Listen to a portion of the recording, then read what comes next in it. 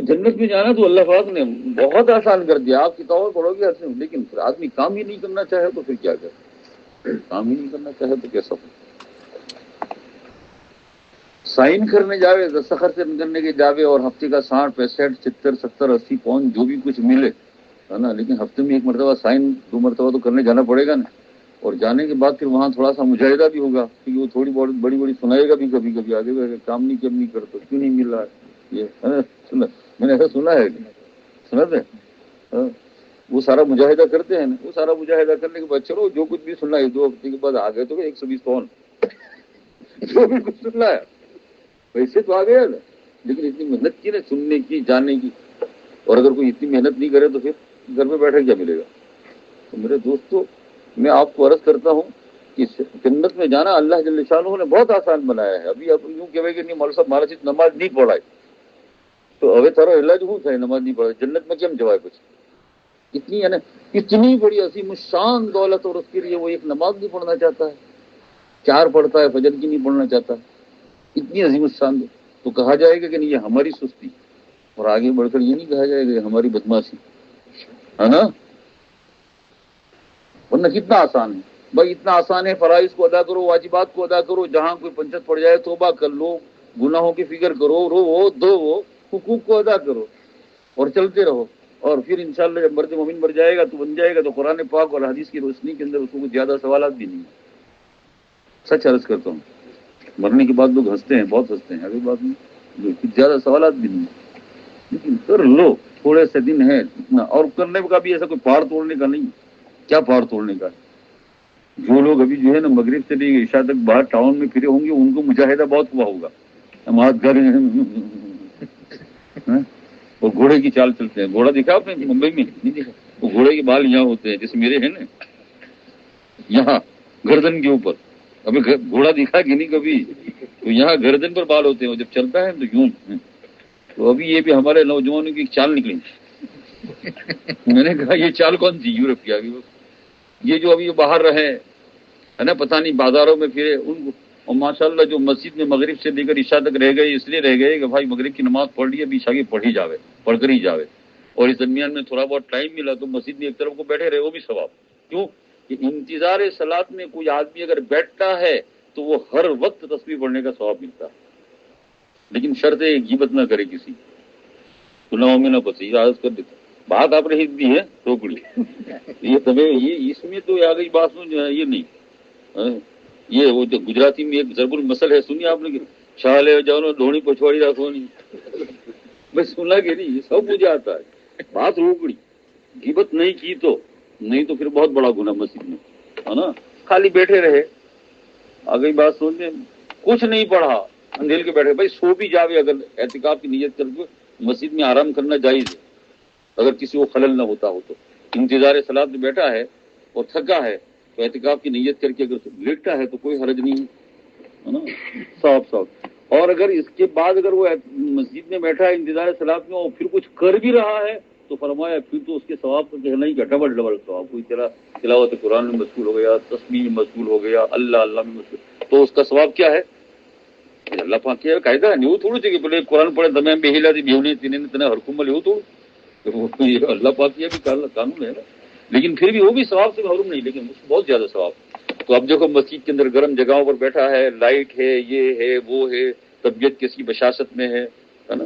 اور پھر جو ہے عشاء کی نماز پڑھی تو کھانا بھی ذرا اچھا لگے گا، کیونکہ جو آدمی فرمانبرداری کر کے کھانا کھاتا ہے تو ذرا مزہ آتی ہے. لچو آدمی کھاؤ کھائے نا تو تینیں ذرا اندر میں بچی کڑو لگے نا. ہاں خدا کی نافرمانی. ہاں یہ بالکل صحیح بات ہے. جس کو غیرت ہوتی ہے اگر نماز نہ پڑھ کے ناشتہ کرتا ہے روزانہ صبح میں ہے نا، یہ تو پھر یہ تو عادت پڑ جاتی ہے اس لیے اچھا لگتا ہے.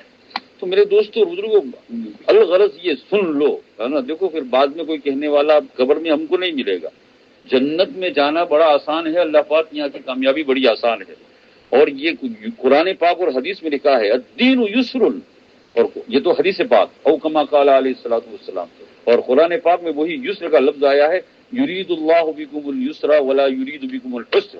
عسر کا معنی سختی، اللہ تعالیٰ تمہارے ساتھ آسانی کا ارادہ فرماتا ہے، سختی کا ارادہ نہیں فرماتا ہے. یہ دوسرے بارے میں. اور ایک جگہ پر تو بڑی مہربانی کے ساتھ تعالیٰ جل شانہ ارشاد فرمایا ما یفعل اللہ بعذابکم، اللہ تم کو عذاب دینا چاہتا ہی نہیں ہے۔ ان شکرتم وآمنتم، تم نے تھوڑی حرکت کر لی نا، شکر گزاری کر لی، یہی شکر گزاری فرائض کو ادا کر لینا واجبات، اور ایمان لے آئے۔ آگے فرمایا وکان اللہ شاکرا علیما، اللہ تعالیٰ تو بڑا قدردان ہے، بڑا قدردان ہے۔ دنیا والے جتنی ہماری قدر نہیں کرے اتنا اللہ تعالیٰ تو بہت قدردان ہے نا۔ آپ کسی کو دیکھو دنیا والوں کے اندر مان لو مالدار غریب، غریب مالدار، یا ہر لائن کے ساتھ ایک آدمی کو آپ دیتے رہو دیتے رہو دیتے رہو دیتے رہو، پیسہ بھیجتے رہو بھائی، آپ ایک آدھ مرتبہ اسے خط آیا کہ ہمارے چھوکرا کی شادی تھی، اب آپ نے لکھ دیا کہ بھائی ہمارے ذرا گنجائش نہیں، کہ مارو ہارو بچو وکیل بد دعا کو دعائی، ہاں بالکل صاف۔ اگر آپ کو منہ پر نہیں کہے گا تو کہیں کہے گا، ہے نا؟ جائے من کھوئے تو آج تک دنیا والے کیا کچھ قدر کرے؟ کچھ نہیں، کوئی قدر نہیں کرتا۔ آپ کتنا بھی کرو، کرنے کے بعد ایک دن جو کہے گا، ہے نا، بس خلاص قدر نہیں۔ آپ کو مولوی صاحب کیسی بھی اچھی سنا ہوئے یہ وہ، آپ بہت دن تک تیرے ہمارا مولوی صاحب جائے مجھ سے بہت فائن بہت فائن نیکت دار ہے جو لم کو ہمارا بھی ہو کہ آپ برابر نہیں مولوی صاحب بہت کرا انہیں مزاج بگڑی کیوں نہیں، یہ قدر کی۔ میں کوئی شکایت نہیں کرتا ہوں، آپ جو چاہے کہا کرو، آپ نے تو ایک ہی لائن پر، ہے نا؟ کیوں چارہ نہیں ہے، یہ ضد نہیں ہے، ڈر بھی نہیں ہے، چارہ نہیں ہے۔ حق تعالیٰ جل شانہ کا حکم ہے، یہ چارہ نہیں ہے۔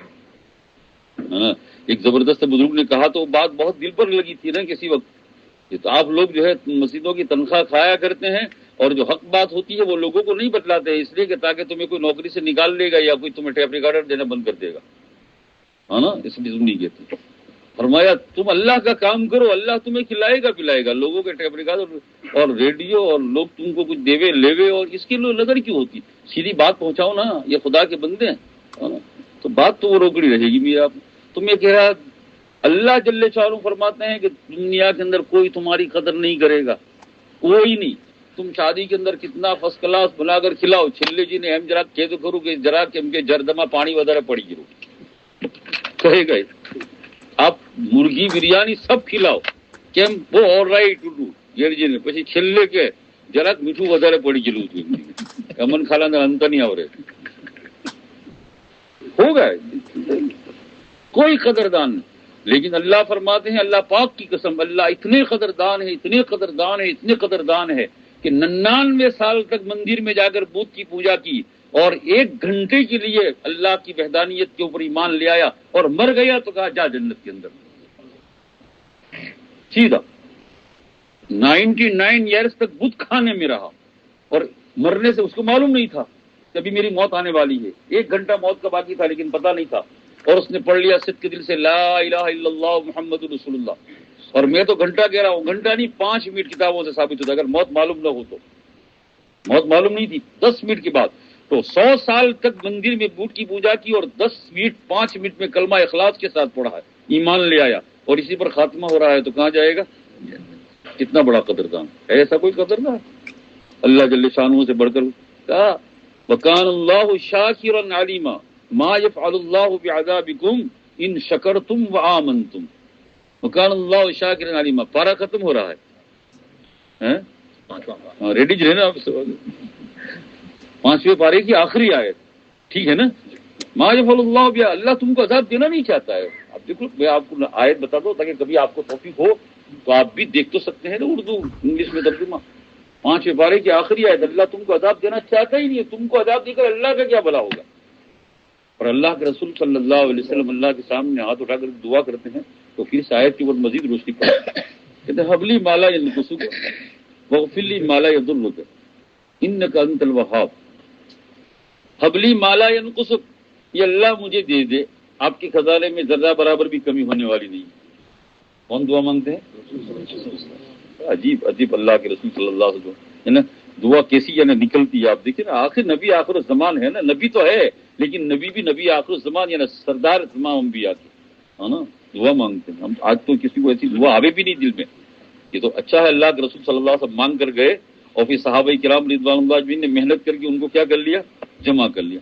حبلی مالا ینقصک، یہ اللہ مجھے دے دے، مجھے دے دے، آپ کی کسی چیز کے اندر ذرہ برابر بھی کمی نہیں ہونے کی۔ وغفر لی ما لا یضر، اور یا اللہ اگر میں ساری زمین اور آسمان بھر کر میں نے گناہ کر لیا ہے، تجھے ایک مانتا ہوں، تیرے اوپر ایمان لاتا ہوں، اگر آپ میری بخشش کر دیں گے تو لا یضرک آپ کو ذرا بھی کوئی نقصان نہیں پہنچائے گا، آپ کو کوئی پوچھنے والا نہیں ہے۔ اللہ کے رسول صلی اللہ علیہ وسلم نعوذ باللہ کوئی گنہگار چھوڑے تو معصوم تھے، لیکن یہ دریا کس کے لیے چھوڑ گئے؟ اغفر لی ما لا یضرک، حبلی ما لا ینقصک واغفر لی ما لا یضرک، حبلی مجھے آپ عطا فرمائیے جو آپ کے خزانے میں ذرا برابر کمی نہیں ہوگی، اور آپ میری بخشش کر دیجئے اتنے سارے گناہوں کے ساتھ۔ جیسے کہ میں نے ابھی مثال دی، 99 سال کا بڈھا مندر میں پھر ایمان لائے اور یوں کہے کہ وغفر لی، میرے کو معاف فرما دیجئے۔ اگر آپ میرے کو معاف فرما دیں گے تو کوئی بھی آپ کو یوں نہیں کہے گا آپ نے کیوں معاف فرما دیا، آپ کا کوئی نقصان نہیں ہوگا۔ بھائی دنیا میں تو ایسا ہوتا ہے نا، کوئی کسی کے ساتھ رعایت کرے، ٹھیک ہے مولوی صاحب کلانے گئی وہ جوئیں گے کہ فون بون آپ تو ہے فوراً کہہ دے نا، ذرا کسی مالدار کے ساتھ بات کی تھی کہ مولوی صاحب مالدار ہوتا وہ آ گئی بات، کہتے رہو اللہ جل شانہ حفاظت فرمائے، آ گئی بات، فرمائے وغفر لی ما لا یضرک، آپ بخشش فرما دیے، لا یضرک اللہ آپ کو ذرہ برابر۔ اور پھر آخر میں کہا ایک جملہ استعمال کیا اس کے ساتھ، انک انت الوہاب، آپ کی شان دینا ہے، کم کرنا نہیں ہے، لینا نہیں ہے، دوزخ میں ڈالنا نہیں ہے، آپ کی شان ہی وہاب ہے۔ لیکن اگر کوئی خود بخود جانا چاہے دوزخ کے اندر تو پھر کیا ہوگا؟ اللہ تعالیٰ فرماتے پھر بھی میں ایسا کرتا ہوں، پیشانی پکڑ پکڑ کے ان کو وہ جنت میں رکھتا ہوں، پیشانی پکڑ پکڑ، ہے نا؟ جب مانگتے ہیں بندہ مانگ لینا تو پیشانی پکڑ کے بھی اللہ، پیشانی پکڑ کے کیسا ایسا اللہ جل شانہ کوئی مصیبت اور تکلیف میں ڈال دیتے ہیں کہ بندہ پھر خود توبہ کرتا ہے، توبہ کرنے کے بعد کہاں پہنچ جاتا ہے؟ جنت میں پہنچ جاتا ہے۔ یوں توبہ نہیں ہوتی تو یوں کراتے ہیں یہ۔ تو میرے دوستو، ما یفعل اللہ بعذابکم، عجیب رحمت کی آیت ہے، ایسی تو آیت ہے، ما یفعل قرآن پاک آپ پڑھے تو آگئی ہے، یعنی میں وہی آپ کو کہہ رہا تھا کہ جنت میں جانا اللہ جل شانہ خود فرمایا بڑا آسان میں نے بنایا، بہت ہی آسان بنایا، لیکن کچھ کرنا ہی نہیں چاہے تو پھر، تو آپ نے سنا کہ وہ جو کامیابی والا ہے وہ وہاں جا کر اپنے گھر والوں میں خوش ہوگا، اور جو ناکامیاب ہے وہ کیا کرے گا؟ دنیا کے اندر خوش رہتا ہے نماز نہ پڑھ کر۔ میں نے کہا کافروں کا بیان ہو رہا ہے، لیکن اگر مسلمان میں یہ صفت پائی جائے، ابھی مسلم نماز کا ٹائم ہے، ابھی گھر میں ٹیلی ویژن ہے، ہاں ہو کوکا کولا مار مار ڈھمال یہ وہ ٹاؤن میں، نماز کا کچھ نہیں، ذرا بھی ہے کچھ نہیں۔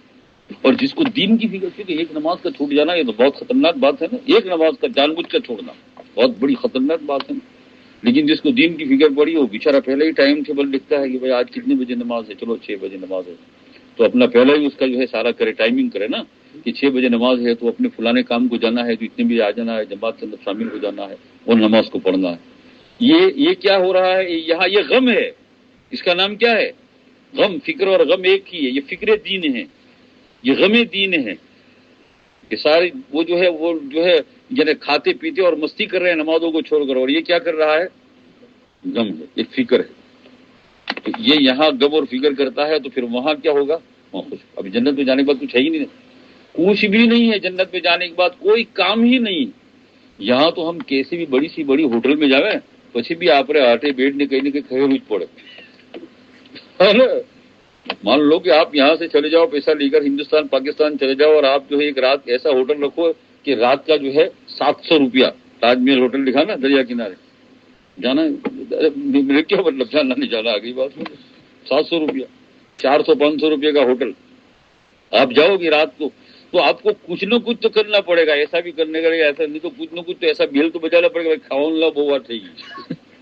جنت میں جانے کے بعد قسم خدا پاک کی، اللہ پاک کی قسم، پھر اللہ پاک کی قسم، آدمی کو ذرہ برابر کچھ کرنا نہیں، تم چلے جاؤ، ہر وقت جو چیز ہے وہ حاضر حضور۔